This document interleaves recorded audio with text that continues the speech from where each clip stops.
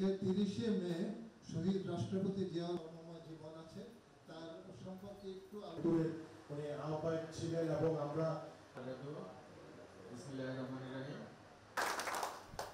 আজকে আমাদের মাঝে উপস্থিত আছেন শাহাদাত বার্ষিকী আমরা পালন করতে যাচ্ছি। আজকে বাংলাদেশের মানুষ বুকে ধারণ করে